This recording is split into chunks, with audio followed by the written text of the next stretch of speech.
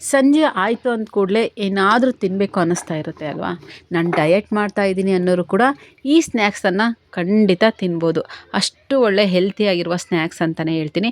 ಎಣ್ಣೆ ಕೂಡ ಜಾಸ್ತಿ ಬೇಕಾಗೋದಿಲ್ಲ. ಇದು ಸಂಜೆಗೆ ಅಷ್ಟೇ ಅಲ್ಲ, ಮಕ್ಕಳ ಲಂಚ್ ಬಾಕ್ಸ್ ಸ್ನ್ಯಾಕ್ಸಿಗೆ ಕೂಡ ಒಂದೊಳ್ಳೆ ಹೆಲ್ತಿಯಾಗಿರುವ ಸ್ನ್ಯಾಕ್ಸ್ ಅಂತಲೇ ಹೇಳ್ಬೋದು. ಹಾಗಾದರೆ ಮತ್ತೆ ತಡ, ಬೇಗ ಬೇಗ ಈ ಸ್ನ್ಯಾಕ್ಸ್ ರೆಸಿಪಿನ ಹೇಗೆ ಮಾಡೋದು ಅಂತ ಈ ವಿಡಿಯೋದಲ್ಲಿ ತೋರಿಸ್ತಾ ಇದ್ದೀನಿ. ನಮಸ್ತೆ, ನಾನು ಅಕ್ಷತಾ, ಕೋಟೆನಾಡು ರೆಸಿಪೀಸ್ ಚಾನಲ್ಗೆ ಸ್ವಾಗತ. ಫಸ್ಟ್ ಟೈಮ್ ವಿಡಿಯೋ ನೋಡ್ತಾ ಇದ್ದರೆ ದಯವಿಟ್ಟು ಸಬ್ಸ್ಕ್ರೈಬ್ ಮಾಡಿಕೊಂಡು ಲೈಕ್ ಮಾಡಿ, ಆದಷ್ಟು ವಿಡಿಯೋನ ಶೇರ್ ಮಾಡ್ಕೊಳ್ಳಿ. ನಾನಿಲ್ಲಿ ಇವತ್ತು ಸಿರಿಧಾನ್ಯದಿಂದ ಸ್ನ್ಯಾಕ್ಸನ್ನು ಮಾಡ್ತಾಯಿದ್ದೀನಿ. ಮೊದಲೆಲ್ಲ ತುಂಬಾ ಸಿರಿಧಾನ್ಯಗಳನ್ನು ಬಳಸ್ತಾಯಿದ್ರು. ಇತ್ತೀಚೆಗೆ ಸಿರಿಧಾನ್ಯಗಳನ್ನು ಬಳಸೋದು ಕಡಿಮೆ ಆಗಿದೆ.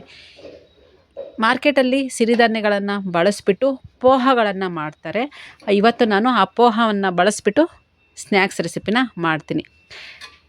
ಪೋಹಗಳಲ್ಲಿ ಸಾಮೆ, ನವಣೆ, ಊದಲು, ರಾಗಿ, ಜೋಳ ಅಂತ ತುಂಬ ಥರದ ಪೋಹಗಳು ಸಿಗುತ್ತೆ. ನಾನಿವತ್ತು ಸಾಮೆಯನ್ನು ಬಳಸಿಬಿಟ್ಟು ಸ್ನ್ಯಾಕ್ಸ್ ರೆಸಿಪಿನ, ಅದು ಹೆಲ್ತಿ ಸ್ನ್ಯಾಕ್ಸ್ ರೆಸಿಪಿನ ಮಾಡೋದು ಹೇಗೆ ಅಂತ ತೋರಿಸ್ತೀನಿ ನೋಡಿ. ಈ ರೀತಿ ಇರುತ್ತೆ. ಇದು ತುಂಬಾ ಚಿಕ್ಕದಾಗಿರುತ್ತೆ. ಇದರಿಂದ ಸ್ನ್ಯಾಕ್ಸ್ ಅಷ್ಟೇ ಅಲ್ಲ, ಬೆಳಗ್ಗೆ ತಿಂಡಿಗೂ ಕೂಡ ಒಂದೊಳ್ಳೆ ರುಚಿಯಾದ ತಿಂಡಿ ಕೂಡ ಮಾಡ್ಕೋಬೋದು. ಮುಂದಿನ ವೀಡಿಯೋದಲ್ಲಿ ಯಾವತ್ತಾದರೂ ಅದನ್ನು ಬಳಸಿಬಿಟ್ಟು ಹೇಗೆ ತಿಂಡಿನ ಮಾಡ್ಬೋದು ಅಂತ ಕೂಡ ನಾನು ಇದನ್ನು ತೋರಿಸ್ತೀನಿ. ಈಗ ಒಂದು ಪ್ಯಾನನ್ನು ಇಟ್ಬಿಟ್ಟು ಸ್ಟವನ್ನು ಹಚ್ಕೊಂಡಿದ್ದೀನಿ. ಲೋ ಫ್ಲೇಮಲ್ಲಿ ಇಟ್ಬಿಟ್ಟು ಈ ರೀತಿ ಗರಿಯಾಗಿ ಆಗಬೇಕು. ಅಲ್ಲಿವರೆಗೂ ಚೆನ್ನಾಗಿ ಹುರ್ಕೊತಾ ಇರಬೇಕು. ಕೈಯಲ್ಲಿ ಈ ರೀತಿ ಮುಟ್ಟು ನೋಡಿದ್ವಿ ಅಂದರೆ ಅದು ಪೌಡರ್ ಆಗಬೇಕು. ಅಲ್ಲಿವರೆಗೂ ಚೆನ್ನಾಗಿ ಫ್ರೈ ಮಾಡ್ಕೊಳ್ಳಿ. ಇಷ್ಟನ್ನು ಮಾಡಿಕೊಂಡು ಇದನ್ನು ಸೈಡಿಗೆ ಇಟ್ಬಿಟ್ಟು ಇನ್ನೊಂದು ಕಡಾಯನ್ನು ಇಟ್ಕೊಳ್ಳೋಣ. ಇದಕ್ಕೆ ಎಣ್ಣೆ ಕೂಡ ಜಾಸ್ತಿ ಬೇಕಾಗೋದೇ ಇಲ್ಲ. ಎಷ್ಟು ಕಡಿಮೆ ಎಣ್ಣೆಯನ್ನು ಬಳಸ್ತೀವೋ ಅಷ್ಟು ಚೆನ್ನಾಗಿ ಸ್ನ್ಯಾಕ್ಸ್ ರೆಸಿಪಿ ಆಗುತ್ತೆ.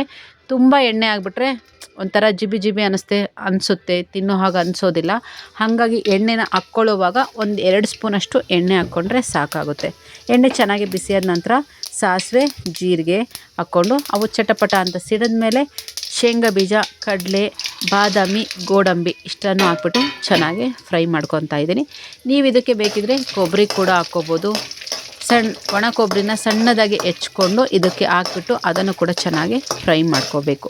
ಇದೆಲ್ಲ ಕೆಂಪು ಹತ್ತೋವರೆಗೂ ಲೋ ಫ್ಲೇಮಲ್ಲೇ ಇಟ್ಕೊಂಡು ಚೆನ್ನಾಗಿ ಫ್ರೈ ಮಾಡ್ಕೊಳ್ಳಿ. ಚೆನ್ನಾಗಿ ಫ್ರೈ ಆದ ನಂತರ ಬೆಳ್ಳುಳ್ಳಿ, ಕರಿಬೇವು, ಒಣಮೆಣಸಿನ್ಕಾಯಿ ಇಷ್ಟನ್ನು ಸೇರಿಸ್ಕೊತಾ ಇದ್ದೀನಿ. ಬೆಳ್ಳುಳ್ಳಿ ಮೇಲುಗಡೆ ಸಿಪ್ಪೆನೆಲ್ಲ ತೆಗೆದುಬಿಟ್ಟು ಸ್ವಲ್ಪ ಜಜ್ಕೊಂಡ್ಬಿಟ್ಟು ಈ ಎಣ್ಣೆ ಒಳಗೆ ಸೇರಿಸ್ಬಿಟ್ಟು ಫ್ರೈ ಮಾಡ್ಕೊತಾ ಇದ್ದೀನಿ. ಬೆಳ್ಳುಳ್ಳಿ ಘಮ ಬರೋವರೆಗೂ ಚೆನ್ನಾಗಿ ಎಣ್ಣೆಯಲ್ಲಿ ಫ್ರೈ ಮಾಡ್ಕೋಬೇಕು. ಅದಷ್ಟು ಚೆನ್ನಾಗಿ ಫ್ರೈ ಆದಮೇಲೆ ಸ್ವಲ್ಪ ಖಾರದ ಪುಡಿ ಹಾಗೆ ಸ್ವಲ್ಪ ಅರಿಶಿಣ ಪುಡಿ ಇಷ್ಟನ್ನು ಹಾಕಿ ಚೆನ್ನಾಗಿ ಮಿಕ್ಸ್ ಮಾಡಿಕೊಡಿ. ಈಗ ರುಚಿಗೆ ತಕ್ಕಷ್ಟು ಉಪ್ಪನ್ನು ಸೇರಿಸ್ಕೊಳ್ಳಿ. ಆದಷ್ಟು ಕಾಶ್ಮೀರಿ ಚಿಲ್ಲಿ ಪೌಡರ್ ಏನಾದ್ರು ಇತ್ತು ಅಂತಂದರೆ ಸೇರಿಸ್ಕೊಳ್ಳಿ. ಅದು ಖಾರ ಕಡಿಮೆ ಇರುತ್ತೆ, ನೋಡೋದಕ್ಕೆ ರೆಡ್ಡಾಗಿ ತುಂಬ ಚೆನ್ನಾಗಿ ಕಾಣಿಸುತ್ತಾ ಇರುತ್ತೆ. ಮಕ್ಕಳಿಗೂ ಕೂಡ ಅದು ತುಂಬ ಖಾರ ಅನಿಸೋದಿಲ್ಲ. ಹಾಗಾಗಿ ಕಾಶ್ಮೀರಿ ಚಿಲ್ಲಿ ಪೌಡರ್ ಇತ್ತು ಅಂದರೆ ಅದನ್ನು ಹಾಕ್ಕೊಂಡು ಚೆನ್ನಾಗಿ ಮಿಕ್ಸ್ ಮಾಡಿಬಿಟ್ಟು ನಂತರ ಸ್ಟವನ್ನು ಆಫ್ ಮಾಡ್ಕೊಳ್ಳಿ. ಆಮೇಲೆ ಇದು ಫ್ರೈ ಮಾಡಿ ಇಟ್ಕೊಂಡಿರ್ತೀವಲ್ವ ಮಿಲ್ಲೆಟ್ಸು, ಅದನ್ನು ಇದಕ್ಕೆ ಹಾಕ್ಬಿಟ್ಟು ಚೆನ್ನಾಗಿ ಮಿಕ್ಸ್ ಮಾಡ್ಕೊತಾ ಹೋಗಿ. ಕಡಾಯಿ ಕೂಡ ಬಿಸಿ ಇರುತ್ತೆ ಅಲ್ವಾ, ಹಾಗಾಗಿ ಚೆನ್ನಾಗಿ ಮಿಕ್ಸ್ ಮಾಡ್ದಂಗೆ ಆ ಪೋಹ ಕೂಡ ಗರಿಯಾಗಿ ಹಾಕ್ತಾ ಹೋಗುತ್ತೆ.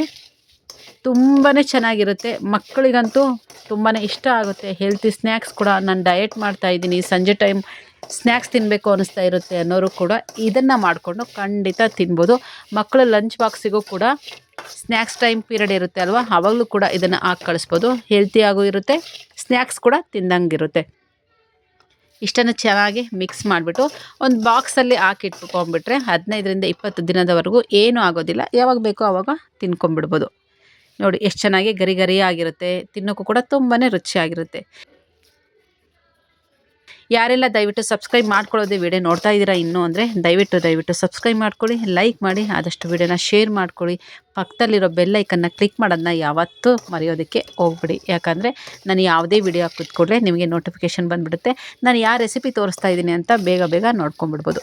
ನನ್ನ ವಿಡಿಯೋದಲ್ಲಿ ಈಸಿಯಾಗಿರುವ ರೆಸಿಪಿಗಳನ್ನು ತೋರಿಸ್ತಾ ಇರ್ತೀನಿ. ಬೇಗ ಲಂಚ್ ಬಾಕ್ಸ್ಗಳಿಗೆ ಮಕ್ಕಳಿಗೆಲ್ಲ ಏನು ಕಟ್ಬೋದು, ಅವ್ರಿಗೇನು ಇಷ್ಟ ಆಗುತ್ತೆ ಅನ್ನೋದು ವಿಡಿಯೋಗಳನ್ನು ಹಾಕ್ತಾನೆ ಇರ್ತೀನಿ. ದಯವಿಟ್ಟು ವಿಡಿಯೋನ ನೋಡಿ ಸಪೋರ್ಟ್ ಮಾಡ್ತಾಯಿರಿ ಅಂತ ಹೇಳ್ತಾ ಇವತ್ತಿನ ವಿಡಿಯೋನ ನಾನು ಮುಗಿಸ್ತಾ ಇದ್ದೀನಿ. Thank you so much.